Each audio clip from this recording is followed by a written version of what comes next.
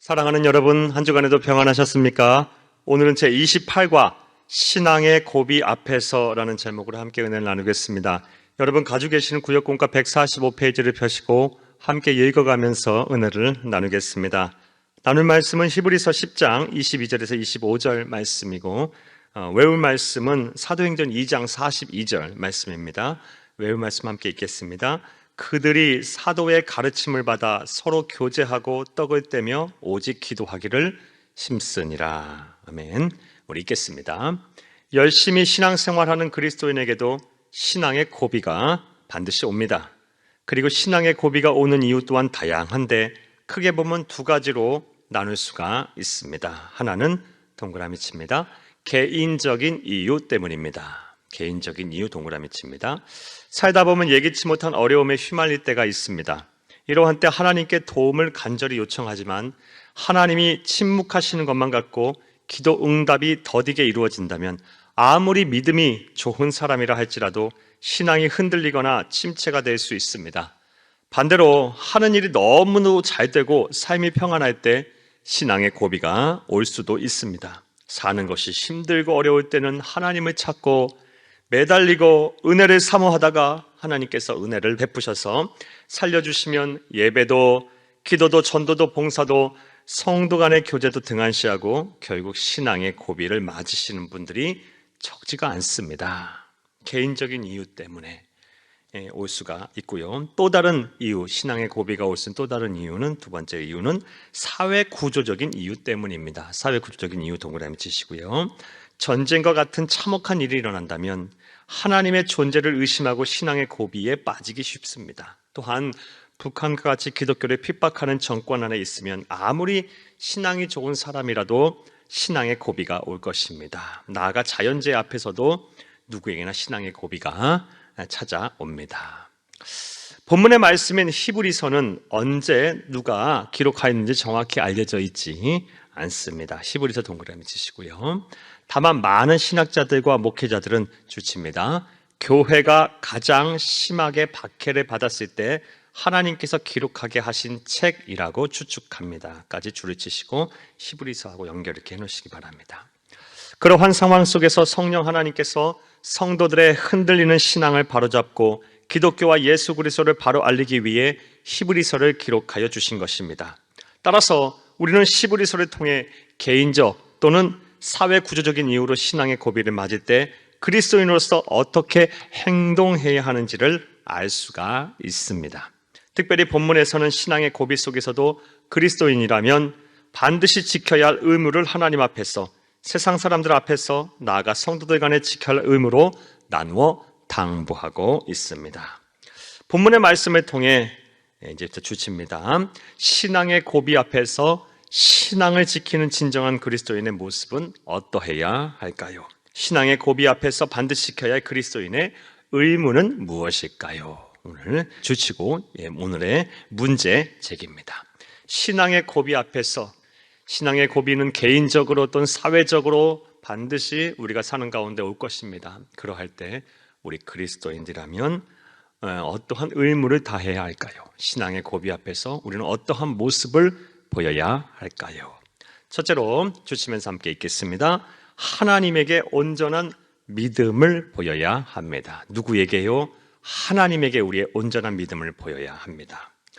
우리가 마음의 뿌림을 받아 악한 양심으로부터 벗어나고 몸은 맑은 물로 씻음을 받았으니 참 마음과 온전한 믿음으로 하나님께 나아가자. 히브리서 10장 22절 말씀입니다. 성령의 감동을 받아 히브리서를 기록한 기자는 우리가 죄인임을 회개하고 예수님을 그리스도로 믿어 거듭났으면 환난과 핍박 속에서도 온전한 믿음으로 하나님께 나아가야 한다라고 말하고 있습니다. 즉 주치입니다. 구원의 은혜, 영생의 은총을 받은 성도들은 신앙의 고비 속에서도 하나님에게 온전한 믿음을 보여야 한다라는 것입니다. 줄이 칩니다. 이것이 신앙의 고비 앞에서 그리스도인이 해야 할 첫 번째 의무입니다. 자, 그렇다면 지금부터 괄호를 합니다. 신앙의 고비 속에서 하나님에게 우리에게 온전한 믿음을 보이는 것은 어떻게 하는 것일까요? 모이기를 패하는 어떤 사람들의 습관과 같이 하지 말고 오직 권하여 그날이 가까움을 볼수록 더욱 그리하자. 히브리서 10장 25절 말씀입니다. 바로 함께 모여 예배하기를 두려워하고 주저하며 멀리하는 사람들처럼 하지 말고 예배를 정성껏 드리는 것입니다. 신앙의 고비 있다면 그 어느 때보다 예배를 정성껏 하나님께 드려야 한다는 것입니다. 까지 가로를 하고요. 하나님 앞에 온전한 믿음을 보인다는 것에 구체적인 실천사항이었습니다. 여러분, 구역공과의 줄을 칩니다. 신앙의 고비 앞에 있다면 그 어느 때보다 예배를 정성껏 하나님께 드려야 한다까지 줄을 쳐놓으시기 바랍니다. 이것이 바로 하나님 앞에 우리의 온전한 믿음을 보이는 것입니다. 그렇다면 예배를 정성껏 드린다는 것은 어떻게 하는 것일까요? 하나님은 영이시니 예배하는 자가 영과 진리로 예배할지니라. 요한복음 4장 24절 말씀입니다. 예배를 드릴 때에는 먼저 영이신 성령님과 더불어 예배하고 또한 진리인 하나님의 말씀의 은혜를 사모하며 예배를 드려야 합니다. 즉 주칩니다. 성령님께서 주실 은혜를 사모하면서 집중하여 예배를 드려야 합니다.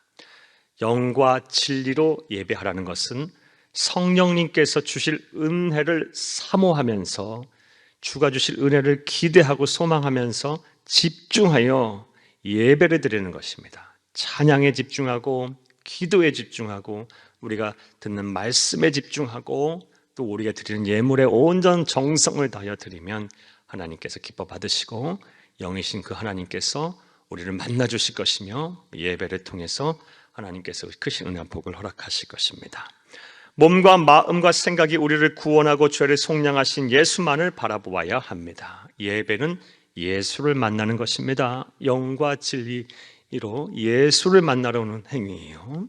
이것이 바로 영으로 예배하는 것입니다. 이렇게 하는 것이 신앙의 고비 앞에서 하나님에게 온전한 믿음을 보이는 진정한 그리스도인의 모습입니다. 사랑하는 여러분, 여러분에게 한번 여쭤보겠습니다.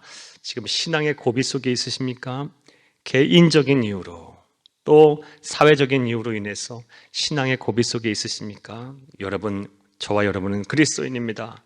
이러한 때 우리의 믿음을 하나님 앞에 보여야 합니다. 그 믿음을 보이는 가장 구체적인 행위가 바로 예배입니다. 예배에 최선을 다하여 여러분의 믿음을 하나님 앞에 보이시기를 바랍니다.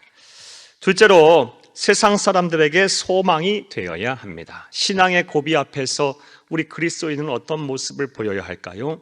세상 사람들, 불신자들에게 소망이 되어야 합니다. 주칩니다.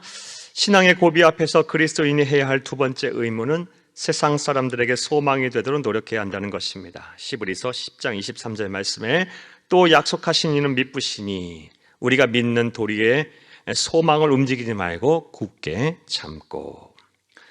주칩니다. 신앙의 고비 앞에서 그리스도인들은 신실하신 하나님의 약속을 붙잡고 쉽게 흔들리지 않고 낙심하지 않으며 감정이 요동치지 않아야 한다라는 것입니다. 줄을 칩니다. 그리하여 세상 사람들이 보고 어찌 저 사람은 고난을 당하고 어려움 속에 사는데 저리 소망이 있고 행복해 할까? 나도 저 사람처럼 예수를 믿고 힘을 내야지라고 생각하게 하라라는 것입니다. 하나님 여러분, 이제부터 괄호를 칩니다. 예수님을 그리스도로 믿고 성령님과 동행하는 우리들은 세상 풍파와 고난 앞에서도 전지전능하신 하나님만을 바라보고 고난 속에서도 굳건히 서 있어야 합니다.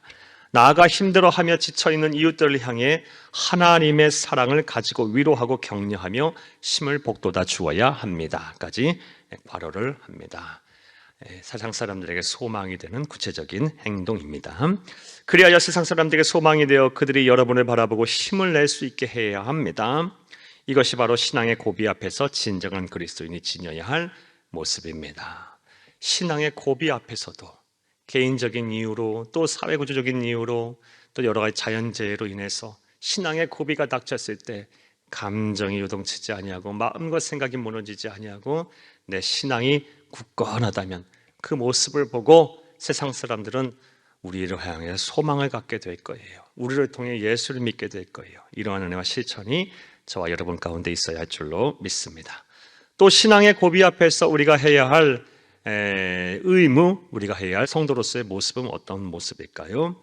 셋째로 주치면서 함께 읽겠습니다. 성도를 사랑해야 합니다. 서로 돌아보아 사랑과 선행을 격려하며 히브리서 10장 24절 말씀입니다.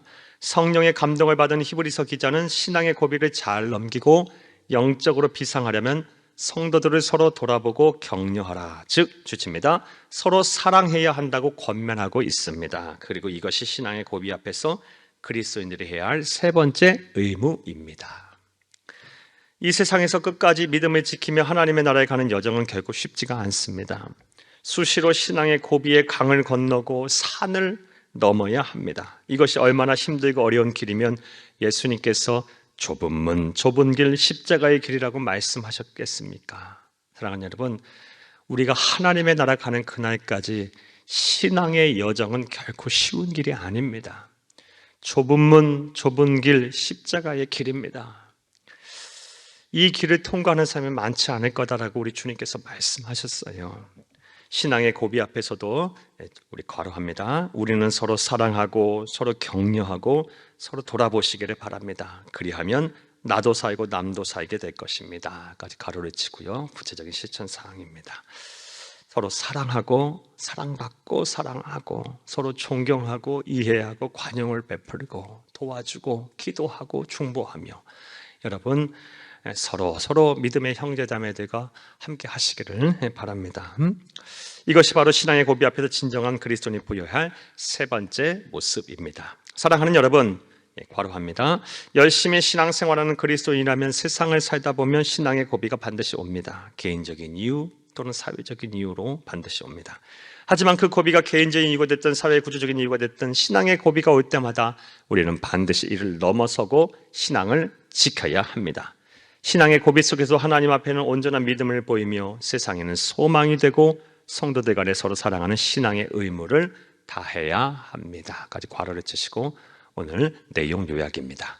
그리하면 만왕의 왕이요 만유의 구주가 되시며 복의 근원이신 사랑의 하나님께서 우리를 반드시 구원하실 것입니다. 나아가 의와 생명의 면류관, 기쁨과 자랑의 면류관을 우리를 위해 준비하실 것입니다. 부디 신앙의 고비 앞에서 멈춰서거나 뒷걸음치는 성도가 아닌 당당하고 가뿐하게 신앙의 고비를 넘어서 승리의 계가를 부르는 귀하고 복된 성도님들이 다 되시길 간절히 바랍니다. 할렐루야.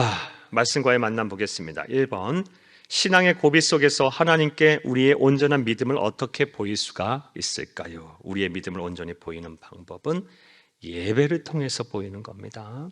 여러분, 모이기를 패하는 어떤 사람의 습관처럼 하지 말고 그날이 가까우면 볼수록 더욱 모이기를 힘쓰자라고 말씀하셨어요. 더욱 모이기를 힘써서 예배에 집중하셔서 여러분을 보이시기를 바라요. 예배를 드릴 때는 영과 진리로 드려야 합니다. 성령 하나님께서 주실 은혜를 사모하며 말씀에 집중하세요. 또 찬송과 기도에 집중하세요. 여러분 마음을 다해서 구속하신 예수를 바라보며 예배를 드리세요. 그러면 반드시 신앙의 고비 앞에서 하나님이 여러분을 만나 주실 것이고 그것이 바로 온전한 믿음을 하나님 앞에 보이는 것입니다. 2번, 그리스도인으로서 우리는 세상 사람들에게 어떠한 모습을 보여야 할까요? 신앙의 고비 앞에서도 흔들리지 아니하는, 우리의 신앙이 흔들리지 않은 모습을 먼저 보여야 하고요. 그리고 신앙의 고비 앞에서 우리의 감정 또한 요동쳐서 안 됩니다. 신앙의 고비 앞에서 마음과 생각이 쉽게 무너지는 그런 어리석은 모습도, 약한 모습도 보여서는 안 됩니다. 사랑하는 여러분, 우리 힘만으로는 부족해요. 성령 하나님께서 함께 하실 거예요. 이 성령 하나님을 붙잡고 신앙의 고비 속에서도 세상 사람들 앞에서 여러분의 신앙의 절개를 지키시고 세상 사람들 앞에 여러분의 감정과 마음과 생각이 무너지지 않는 모습을 보여준다면 사람들이 여러분을 보고 감동을 받게 될 거예요. 여러분을 통해서 하나님을 만나게 될 거고 여러분을 통해서 구원을 받게 될 거예요. 예수 앞에 나오게 될 거예요. 예수를 믿게 될 거예요. 이런 은혜와 역사가 저와 여러분 가운데 있기를 간절히 바랍니다. 3번 보겠습니다. 신앙의 고비를 마주했던 적이 있나요? 신앙의 고비를 어떻게 극복했는지 생각해보고 그 경험을 함께 나누어 봅시다. 부족하지만 제 말씀을 드리면 저는 항상 예수 그리스도를 생각해요. 예수님이라면 어떻게 했을까? 이런 상황에 예수님이라면 어땠을까? 예수님이라면 어떻게 하셨을까? 예수님 기도하셨지. 나도 기도해야지. 또 예수님 이런 상황을 참고 견디셨지. 또 나도 참고 견뎌야지. 그러다 보면 예수님처럼 하려고 노력을 하다 보면 성령 하나님께서 도와주세요. 참 신기한 은혜가 있어요. 사랑하는 여러분, 힘들고 어려울 때마다, 신앙의 고비가 있을 때마다, 마음과 생각이 흔들릴 때마다 구속하신 예수를 바라보시고 그분을 의지하세요. 이사야서 41장 10절 말씀에 두려워 말라 내가 너와 함께함이라. 놀라지 말라 나는 네 하나님이 됨이라. 내가 너를 도와주리라. 내가 너를 굳세게 하리라. 참으로 오른손을 붙들리라. 이 약속하신 우리 주 예수님께서 저와 여러분을 지키시고 보호하시고 함께 하실 것입니다. 이번 한 주 동안도 이런 은혜 속에 사시는 여러분들이 다 되기를 간절히 바랍니다. 감사합니다.